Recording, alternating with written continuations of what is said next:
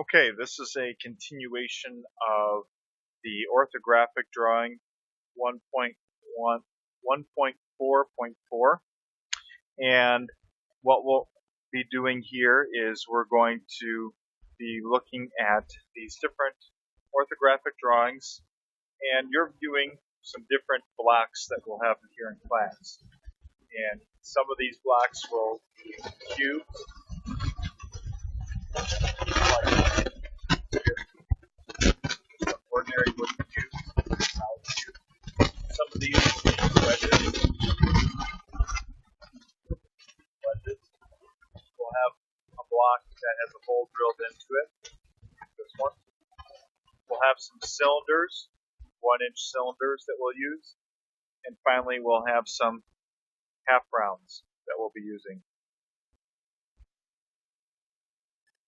So what you're looking at is a representation of each of those pieces, and they're aligned in a certain fashion on the paper.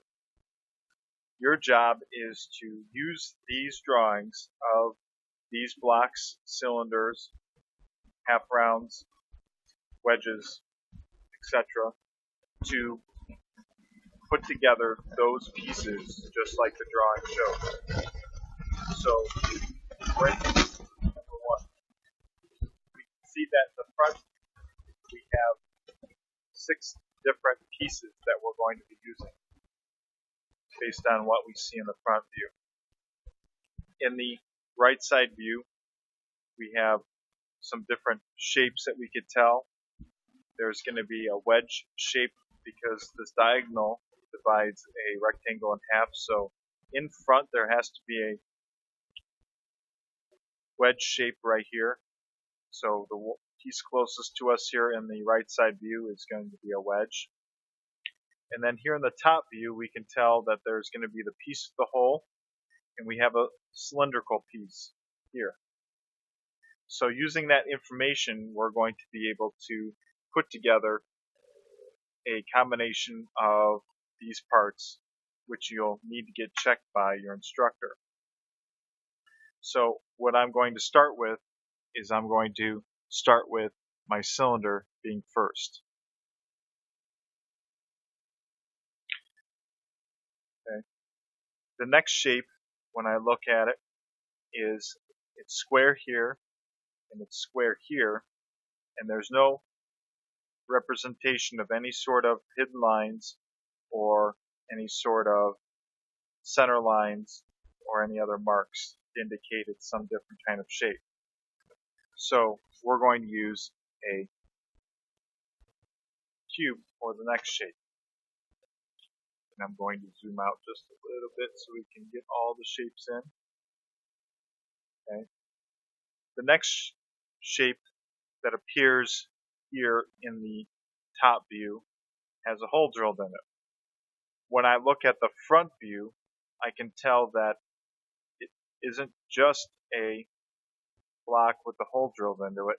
Beneath it there is a solid piece.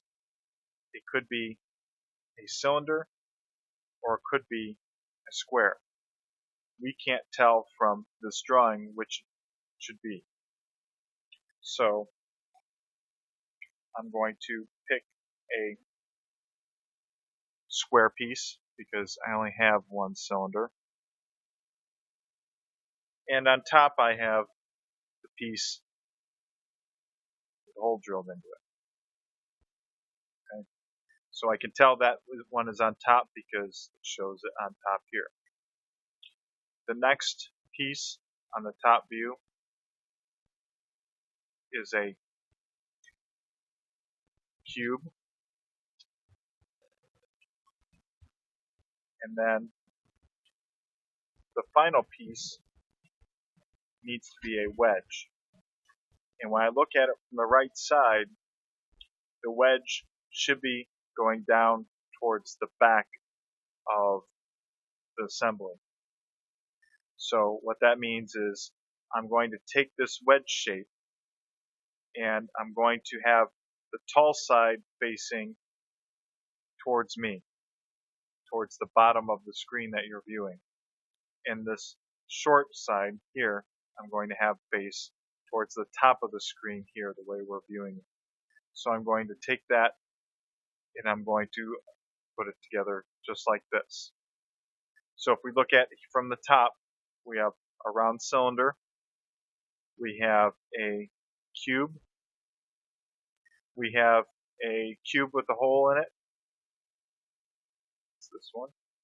We have another cube that's underneath it with no hole in it. Then we have another cube to the right. And then we have our wedge shape here.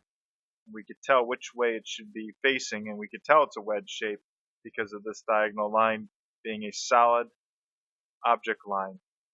And the way it's facing is important. So it goes down towards the right. So for this activity, we're going to be putting together these 5 different combinations of shapes. This first one is the easiest. So when complete with each combination of parts, have that checked off by your instructor for credit.